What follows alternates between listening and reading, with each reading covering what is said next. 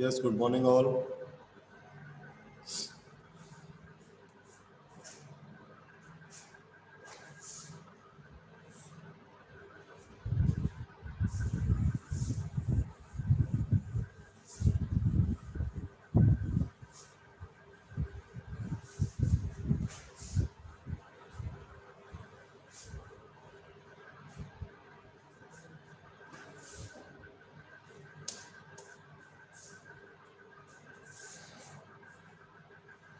Okay, so today we will discuss about the Bowback app. Okay. In your lecture, I have discussed about the flow control or basically sliding window protocol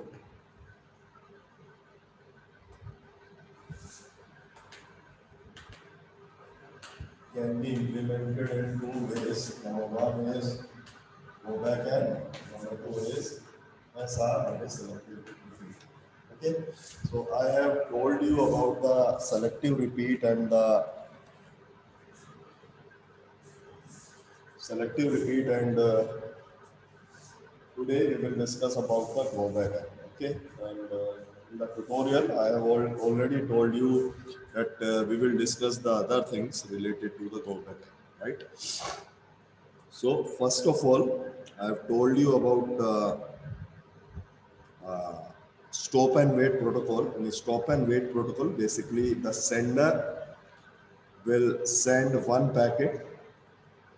After that, it will stop and wait for the acknowledgement. Okay, and during the waiting for the acknowledgement, the sender will do nothing.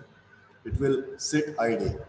Okay, so in order to increase the efficiency, we have make use of pipelining, in which the duration, in which I told you also, in this duration we have tt, and this one we have 2t. Okay, so in this duration we will keep, the sender will keep on sending. The sender will keep on sending. So if the sender will keep on sending in this duration also, keep on transmitting in this duration also, then only we can increase the throughput, or we can increase the efficiency of stop and wait protocol. Okay, so while sending, a certain kind of window is maintained at the sender side as well as at the receiver side. So whatever we have seen in the stop and wait protocol, the size of window that is maintained at the sender side is 1, as well as the size of the window that is maintained at the receiver side is also 1. Okay, so in case of stop and wait protocol, the size of the window that is maintained at the sender side is 1. Also, the size of the window is receiver side is 1. Okay, so if we want to increase the throughput, or if we want to increase the efficiency, then we have to increase the size of the window. Okay, so just go back and we are increasing the size of the window at the center side. So basically we are using as GBN, and basically symbolizes the size of the window at the center side. Okay, so I will show you with the help of some scenario what could be there in the go back and policy, right? So number one point in the go back N is sender window in GBN is size M. Number one point is the sender window in GBN is of size N, where N is always greater than 1. That is the first one, right? The second point, it says the size of the receiver window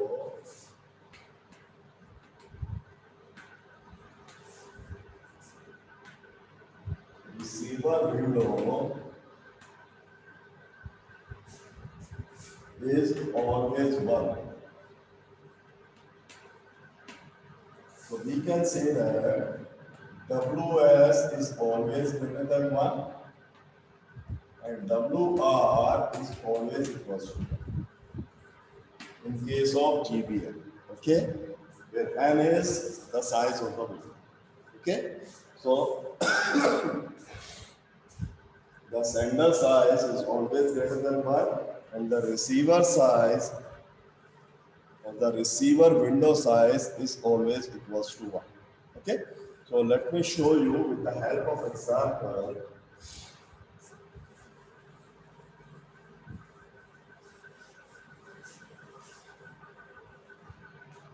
Suppose we are having two things, sender and receiver. I am taking the example of GB4. Means the size of the window at the sender side is 4. Okay? So if I am having a window of 4 packets starting from 0, 1, 2, and 3. Okay? And the size of the window at the receiver side is always 1. Okay, that means the receiver is waiting for the packet number 0 and sender will send out packet number 0 first, then 1, then 2, and 3. Okay, so it will, whatever the packet reside inside the window, it will send it directly.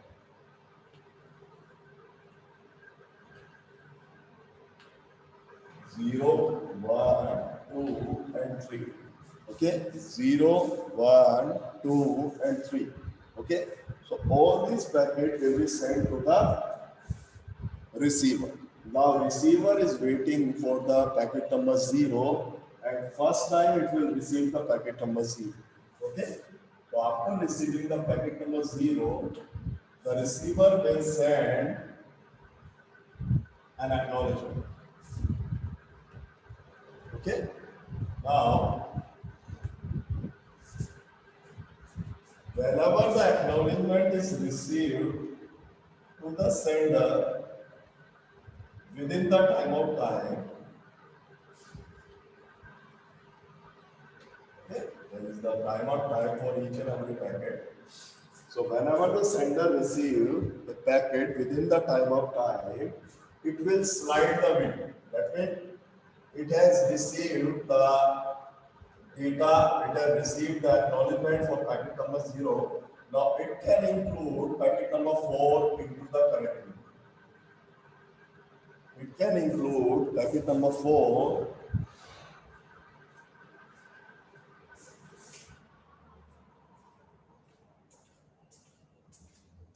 Now it can include packet number 4 into the current window. Now it will prompt the sender to send the packet number 4. Meanwhile, the receiver is waiting for the packet number 1. After receiving the packet number 0, the receiver will wait for the packet number 1 and it has received the packet number 1 also. Right? And it will send an acknowledgement for packet number 1 also. Sorry, before the expiration of the timer, it has received the acknowledgement. Right?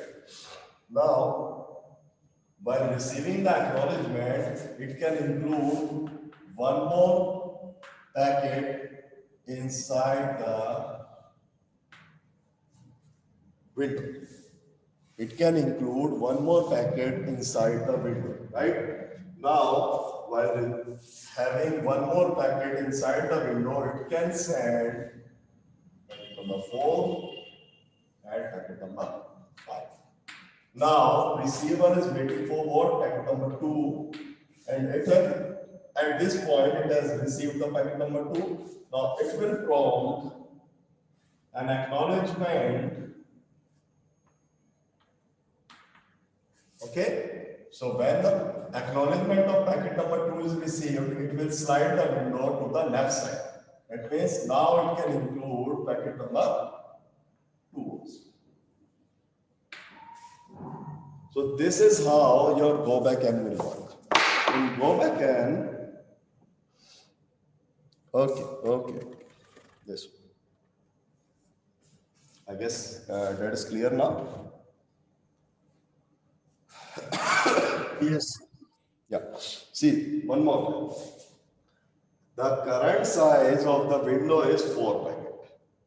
So without bothering about the acknowledgement of these packet, it will send all the 4 packets.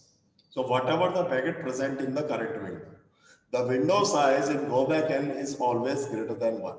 ये ध्यान रखना हमेशा. ठीक है, तो ये बिना किसी एक्नॉलेजमेंट का वेट करे चारों पैकेट को ट्रांसमिट कर देंगे. ओके, अब यहां पर क्या होगा, जो मेरा रिसीवर है that was waiting for the packet number 0 और उसको 0 करंटली रिसीव हुआ.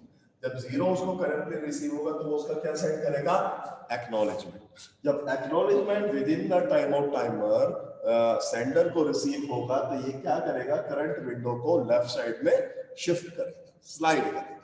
तो यहाँ जब ये स्लाइड करेगा, सीधी सी बात है 3 के बाद कौन सा पैकेट नंबर आएगा, packet number 4. Okay, so packet number 4 will be included in the current window और 0 को स्लाइड करते हुए जाएगा. तो अब मेरी करंट विंडो में कौन कौन सा पैकेट आए, 4 3 2 1. तो यहां से वो पैकेट नंबर 4 को सेंड कर देगा.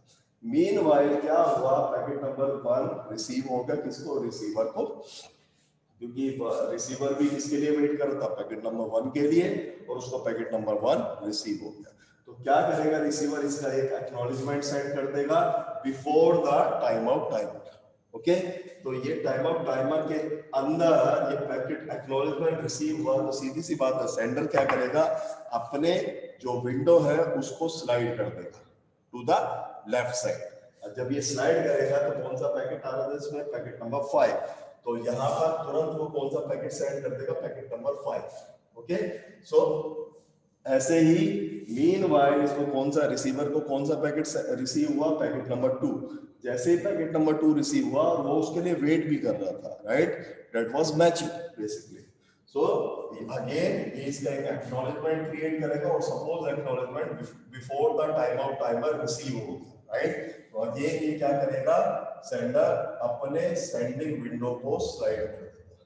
तो ये ध्यान रखना, हमेशा सेंडिंग विंडो की साइड 4 पैकेट रहेंगे. क्यों, क्योंकि मैं यहाँ पर क्या यूज कर रहा हूँ, GB4, that is go back 4, right. तो size of the window is 4. इसमें कोई doubt? No sir. No doubt? No sir, no sir. Okay, अब एक एग्जांपल लेते हैं. तो आई गेस ये सिनेरियो क्लियर होगा, राइट. जिसके लिए रिसीवर, एक चीज याद रखना, रिसीवर का विंडो साइज क्या है, हमेशा 1. इसका मतलब क्या है, receiver will wait only for the in order delivery. Receiver will wait only for the in order delivery. अगर आउट ऑफ ऑर्डर आएगी तो रिसीवर उसको डिस्कार्ड कर देगा. जैसे कि हमने किस में देखा था, SR में, सेलेक्टिव रिपीट में. सेलेक्टिव रिपीट में जो रिसीवर की विंडो का साइज होता है वो कितना होता है, सेंडर की विंडो के साइज के बराबर. इसका मतलब क्या है, जो आपका रिसीवर है वो आउट ऑफ ऑर्डर डिलीवरी को सपोर्ट करता है, but in case of go back N ये केवल इन ऑर्डर डिलीवरी को सपोर्ट करता है. Okay, so I am learning this. तो एक क्वेश्चन भी मैंने शायद आपको करवाया था लास्ट लेक्चर में. I'm taking that one again. Suppose we are implementing GB3. We have to send total 10 packets. Okay. And while sending these 10 packets, every 5th packet is lost. Every 5th packet is lost. Then tell me the total number of transmission in this scenario. Tell me the total number of transmission in this scenario. Okay, so I'm explaining you. Suppose we have to send 1 2 3 4 5 6 7 8 9, okay, and 10. Totally मुझे 10 packet send करने थे और यहाँ पर जो window का size है that is 3. तो यहाँ पर जो पहली विंडो बनेगी वो कुछ आपकी ऐसी बनेगी. और ये क्या कह रहा है क्वेश्चन में, every fifth packet is lost, हर एक पांचवा पैकेट लॉस्ट होगा, यानी कि सबसे पहला पैकेट जो आपका लॉस्ट होगा पैकेट नंबर 5, राइट। सो यहां तक कोई दिक्कत नहीं है, विंडो आपकी स्लाइड कर, again 2 will be received correctly, lost भी नहीं होगा, again that will again slide, 3 correctly receive होगा, कोई दिक्कत नहीं आने वाली, ये फिर से स्लाइड करेगा, ओके। 4 5 6 कोई दिक्कत नहीं आएगी, ये फिर से स्लाइड करेगा। अब मेरे पास कौन कौन से हो गए, 5 6 एंड 7, ऊपर लिख रहा हूं, ओके। मेरे पास कौन कौन से पैकेट है, 5 6 और 7 करंट विंडो। अब ध्यान देना बच्चे, करंट विंडो में मेरे पास कौन कौन से पैकेट हैं, 5 6 एंड 7। क्वेश्चन के अकॉर्डिंग उन्होंने क्या कहा, every fifth packet is lost, यानी कि पैकेट नंबर 5 लॉस्ट हो जाएगा। जब ये लॉस्ट होगा, सीधी सी बात है, इसका कोई भी एक्नॉलेजमेंट नहीं आएगा, और जब एक्नॉलेजमेंट नहीं आएगा तो ये विंडो मेरी स्लाइड नहीं करेगी। अब स्लाइड नहीं करेगी, सीधी सी बात है, गो बैक एन में सबसे बड़ा इशू क्या है, हमें रीट्रांसमिट करना पड़ता है एंटायर विंडो को, हमें रीट्रांसमिट करना पड़ता है एंटायर विंडो को, ओके। इस टाइम करंट विंडो में कौन कौन सा पैकेट नंबर है, 5 6 एंड 7, तो मुझे इस एंटायर विंडो को रिपीट करना है, that means I have to resend 5 6 and 7, okay. I have to resend 5 6 and 7। हम क्या करते थे, stop and wait and SR में केवल जो पैकेट लॉस्ट होता है हम उसको रिपीट करते हैं, but in case of go back and we have to repeat the entire current window, okay. Current window में कौन कौन से पैकेट है मेरे, that is 5 6 and 7, right. So again we will count कौन कौन से पैकेट मेरा लॉस्ट होना है, हर पांचवा पैकेट, पैकेट नंबर 1 2 3 4 एंड 5, तो ये पैकेट मेरा लॉस होगा अगला, और उसकी करंट विंडो में कौन कौन से आएंगे, 7 8 9, ओके। कौन कौन से आएंगे, पैकेट नंबर 7 8 9, यानी कि जो लॉस्ट होगा उससे आगे होगा, ओके। GB3 यूज कर रहा हूं तो उसको इंक्लूड करके 3 काउंट कर दो आप, राइट, उसको इंक्लूड करके 3 काउंट कर दो आप, ओके। तो मुझे अब कौन कौन से पैकेट को रिपीट करना है, करंट विंडो में क्या क्या होगा मेरा, 7 8 एंड 9, ओके। अब इसके बाद दोबारा देखते हैं, पैकेट नंबर 1 2 3 4 5। अब मेरा पैकेट नंबर 9 लॉस्ट हो, पैकेट नंबर 9 लॉस्ट होगा तो करंट विंडो में क्या क्या रहा होगा उस टाइम, 9 एंड 10 होगा, तो मुझे पूरी की पूरी विंडो को रिपीट करना है, that means 9 and 10। Total transmission कितने आ रहे हैं, 1 2 3 4 5 6 7 8 9 10 11 12 13 14 15 16 17 18, दैट इज टोटली मुझे कितने करने थे, 10, और 8 मेरे क्या हुए, रीट्रांसमिशन, 8 मेरे क्या हुए, retransmission, okay. So go back N में सबसे बड़ा इशू है, if there is some packet loss तो penalty would be very high, या पेनल्टी मुझे कितनी लगी, 8 packet retransmission, that is a very big issue with the go back N. Any doubt or issue in this question? No, sir. आगे बढ़े तो मैंने अभी तक आपको 2 बातें बताई गो बैक एन के बारे में। Number 1 point, the size of the receiver window is always 1। Second, the size of the sender window is always greater than 1, ये ध्यान रखिए, ओके। अब तीसरी बात हम करेंगे एक्नॉलेजमेंट के बारे में।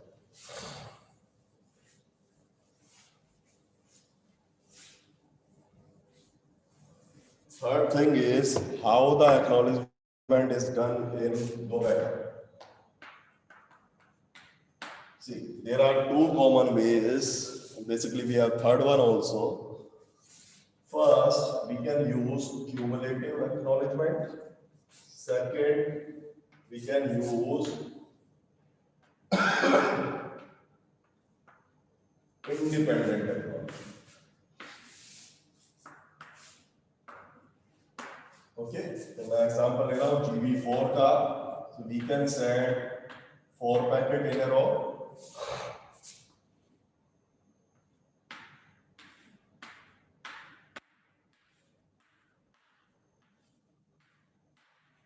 Okay, we can send 4 packet in a row. Now, what happens in the cumulative one? That is the example of cumulative acknowledgement. यानी कि मैं सारे के सारे चारों पैकेट को एक साथ acknowledge करूं. Okay? Okay, Ompal 7th include किया. देखो. See, 5, 6, 7. 7th आपका lost होगा और उस टाइम करंट विंडो में कौन कौन से आएंगे ओमपाल? 7, 8, 9. तो करंट विंडो को हमेशा रिपीट करना पड़ता है in case of go back N. तो मैं 7, 8, 9 को रिपीट करूंगा. जब हम 7, 8, 9 को रिपीट करेंगे तो स्लाइड करते करते विंडो 9 और 10 पर आ जाएगी. 9 आपका फिर से 5th पैकेट बनेगा जो आपका लॉस्ट होगा. तो उस टाइम करंट विंडो में कौन कौन से पैकेट आएंगे मेरे? 9 and 10. तो that means I have to repeat 9 and 10 also. Okay,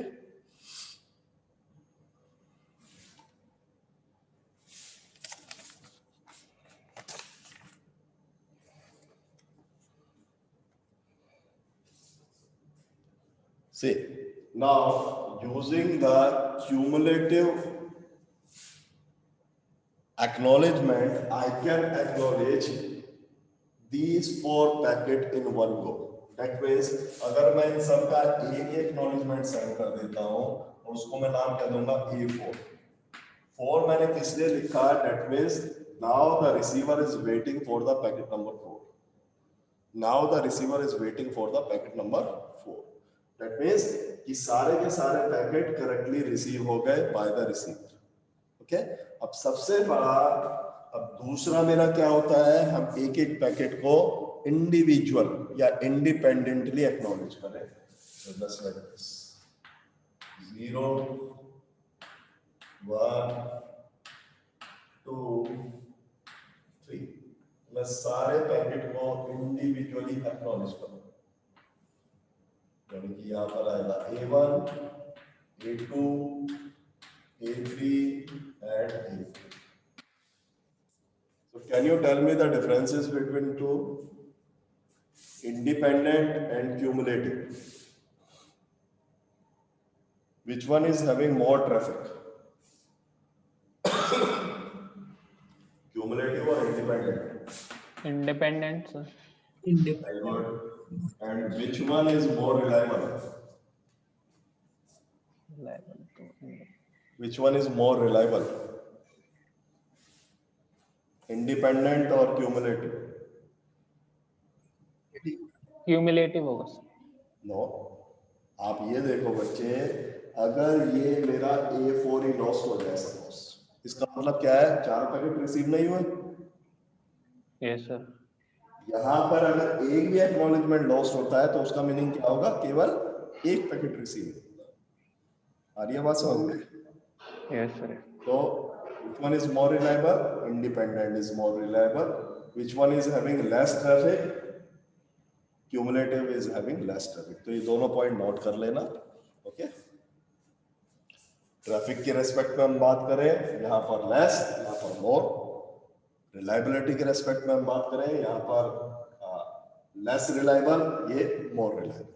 okay, अब थर्ड कैटेगरी एक और बनती है हमारी इसी में ही, एक्नॉलेजमेंट में भी basically makes use of acknowledgement timer. The receiver will makes use of acknowledgement timer. तो मैं इसको रब कर रहा हूँ. अगर कोई भी चीज आपको समझ में नहीं आ रही है, जो भी रिकॉर्डिंग है आप उसको डाउनलोड कीजिए और उसको एक दो बार देखिए, okay, then you can ask. Recording को डाउनलोड जरूर कर लेना आप लोग, because I guess that would be valid for only 30 days, okay. तो सब लोग रिकॉर्डिंग जरूर डाउनलोड करें। Now the third category of acknowledgement is by making use of acknowledgement timer. It says whenever the sender is sending some packet, just like the sender will enable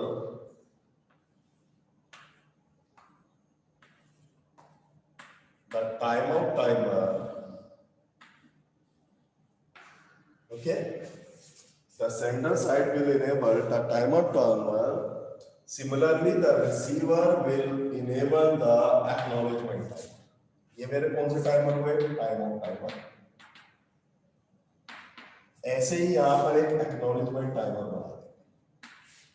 acknowledgement timer ये कहता है कि packet number 0 का acknowledgement timer जब तक expire होगा, जितने भी पैकेट इस टाइम पीरियड में रिसीव होंगे मैं सबको एक साथ एक्नॉलेज कर दूंगा, okay.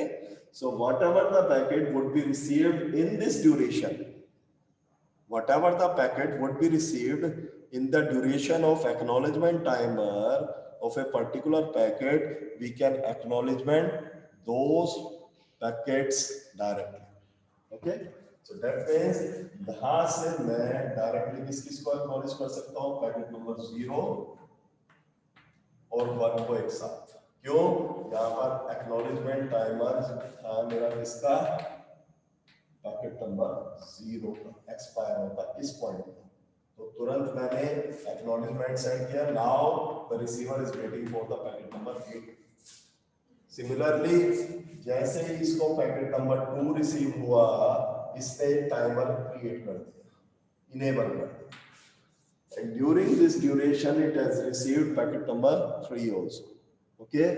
Now this will prompt N acknowledgement, और ये एक्नॉलेजमेंट पर क्या मार्क होगा? E4। That means now the receiver is waiting for the packet number 4, okay. तो यहां पर अगर मैं कंपेयर करता हूं, रिलायबिलिटी भी मीडियोकर लेवल पर है, और अगर हम ट्रैफिक की भी बात करें मीडियोकर लेवल पर है, okay.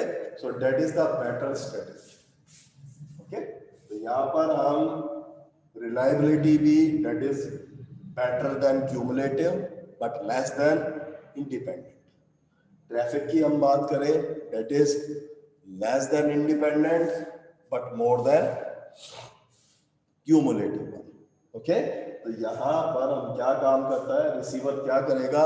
It will enable some acknowledgement timer and during the duration of acknowledgement timer जितने भी पैकेट रिसीव होंगे, ये उन सारे के सारे पैकेट्स को क्या कर देगा? एक्नॉलेज कर देगा, ओके। सर सर जो 0 और 1 जो पैकेट हैं सर, वो दोनों सर एक साथ कर देगा सर ये? हाँ एक साथ कर रहा है, A2 भेज रहा है, चेक करो। मतलब एक ही एक्नॉलेजमेंट से दोनों को बता रहा है? एक ही एक्नॉलेजमेंट से। पहले हम क्यूमुलेटिव में क्या कर रहे थे? चारों को एक से कर रहे थे, अब हमने चारों का नहीं किया। हमने क्या किया, इस ड्यूरेशन में एक्नॉलेजमेंट टाइमर के ड्यूरेशन में जितने पैकेट मिलेंगे सबको एक साथ कर दिया। अब उसमें 3 आए, 4 आए, 2 आए या 1 आए, depend, okay. Yes, okay sir.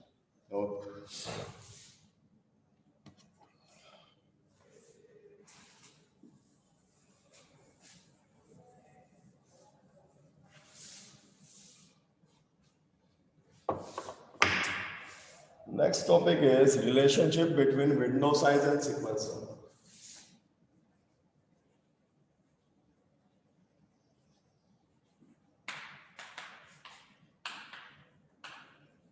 Window size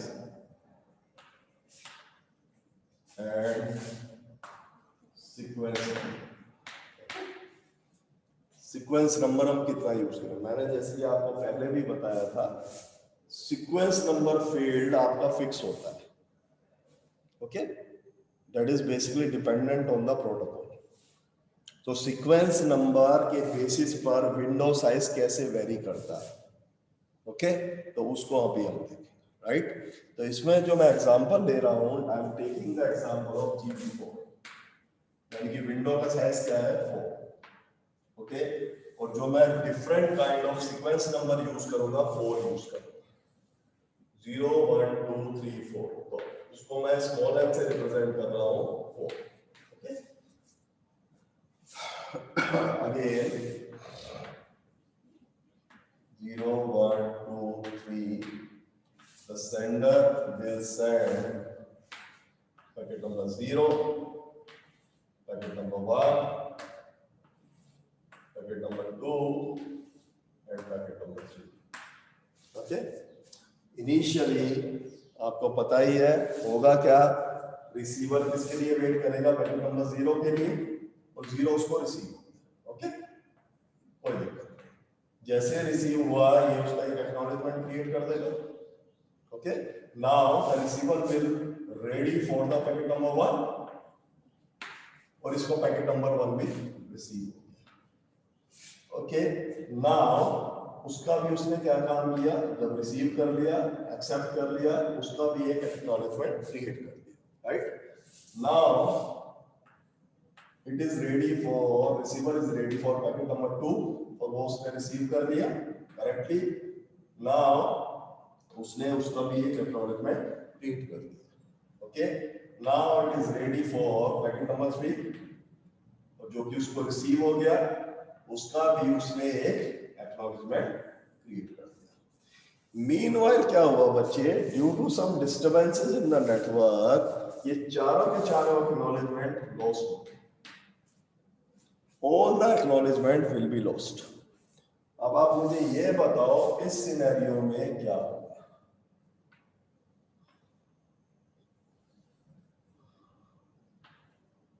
इस सिनेरियो में क्या होगा जब ये चारों पैकेट आपके लॉस हो जाएंगे, 0 1 2 and 3, ये टाइम आउट टाइमर शुरू हो जाएंगे सबके, यस। विंडो क्या स्लाइड करेगी on the centre side, no sir. क्यों सर कोई रिसीव ही नहीं हो रहा है। दैट मीन्स कोई एक्नॉलेजमेंट ही नहीं आया, विंडो तभी स्लाइड करती है, एक्नॉलेजमेंट आता है, एक्नॉलेजमेंट कोई आया नहीं। आ रही है बात समझ में? Yes sir. तो अब क्या होगा, टाइमर एक्सपायर होगा, यस सर। टाइमर एक्सपायर हुआ तो अगेन क्या करेगा, सेंडर को क्या लगेगा, भाई मेरे पैकेट पहुंचे ही नहीं, तो वो क्या करेगा, रीट्रांसमिशन, ये सुनो, सारे पैकेट को क्या करेगा, रीट्रांसमिट करेगा। यहां जैसे ही पैकेट नंबर 0 का टाइमर एक्सपायर हुआ, ये ट्रांसमिट करेगा किसको, पैकेट नंबर 0 को, पुराने वाले को, क्योंकि करंट विंडो में तो यही है। यहां से इसको भेजेगा वो पैकेट नंबर 1 को, क्योंकि इसका भी टाइमर हो गया, ये पैकेट नंबर 2 को भेजेगा, और ये पैकेट नंबर 3 को भेजेगा। अब मुझे ये बताओ कि रिसीवर को इन चारों पैकेट्स को रिसीव करना चाहिए? No sir. क्यों, व्हाई? रिडंडेंसी हो जाएगी। नहीं, आप सही वर्ड नहीं यूज करोगे, रिडंडेंसी नहीं, duplication, that is what, yes sir, duplication, क्योंकि Yes, sir. Receiver packet number 0 को, अच्छा एक और चीज ये ध्यान रखना, मैंने कितने अलग अलग तरह के नंबर यूज करे, सीक्वेंस नंबर 4, 0 1 2 3, और 3 के बाद दोबारा से रिसीवर किसके लिए रेडी हो गया, पैकेट नंबर 0 के लिए, है ना? Yes, sir. मैंने सीक्वेंस Yes, sir. नंबर कौन कौन से यूज किए, 0 1 2 3, और 3 के बाद फिर से 0 आया, फिर 0 1 2 3, फिर 0 1 2 3, 0 1 2 3, तो 3 मिलने के बाद पैकेट नंबर रिसीवर कौन से पैकेट के लिए रेडी है, पैकेट नंबर 0 के लिए। अच्छा मान लो इसको 0 रिसीव हुआ, रिसीवर क्या समझेगा, रिसीवर दोनों को मैच करेगा, ये भी नंबर 0, ये भी नंबर 0, बट क्या ये करेक्ट है matching? That is duplication. Yes, क्योंकि रिसीवर अब न्यू सेट के लिए रेडी है, पुराने सेट के लिए रेडी नहीं है। पुराना सेट तो उसने रिसीव कर लिया, अब वो नए सेट के लिए रेडी है, 0 1 2 3 के लिए। So that is duplication. और ये रिसीव भी हो जाएंगे करेक्टली, लेकिन ये गलत है। तो डुप्लीकेशन को कैप्चर करने के लिए इंपॉर्टेंट है हमें सीक्वेंस नंबर क्या लेने चाहिए, हम कैसे कैप्चर करें, ठीक है। तो इसमें सीक्वेंस नंबर अगर हम 5 लेंगे, ये ध्यान रखना, अगर हम सीक्वेंस नंबर 5 लेंगे यानी कि 0 1 2 3 4, 0 1 2 3 4, तो ये परफेक्टली कैप्चर हो जाएगा। चलो मैं इसको और डिटेल में नेक्स्ट लेक्चर में या नेक्स्ट ट्यूट में समझाऊंगा। ओके, थोड़ा टाइम हमारा उसमें वेस्ट हो गया, राइट। सो अगला लेक्चर मैं वैसे आईपी स्टार्ट करने वाला हूं, उसमें हम आईपी स्टार्ट करेंगे, तो ये चीजें हम करेंगे ट्यूटोरियल में discuss. Okay class, so I am ending now. Sir एक डाउट था सर। हाँ बोलो। सर जो सर आपने बताया था ना कि वो कम्युलेटिव से ज्यादा होगा और इंडिपेंडेंट से कम होगा, जो दोनों का मिक्सचर बताया था मिक्सचर, हाँ तो सर उसमें जैसे दो ने 0 और 1 ने अगर भेजा है और उसका एक्नॉलेजमेंट एक साथ भेज देते हैं हम सर, बिल्कुल। तो सर मतलब जो टाइम आउट टाइमर किसके मतलब 0 और 1 के बीच में हो सकता है, कहाँ हो सकता है एक्नॉलेजमेंट, कब जाएगा वो? एक्नॉलेजमेंट जाएगा 0 से पहले, 0 से पहले, ओके। 0 से पहले पहुंचना चाहिए, अदरवाइज तो 0 का एक्सपायर हो जाएगा टाइम ऑफ टाइमर। यस वो सेंटर क्या समझेगा, उसको रीसेंड करना है ना। ओके 0 से पहले जाना चाहिए, ठीक है। यस। ओके, सो अभी हम दूसरे लेक्चर हॉल में मिलते हैं। Okay, thank you.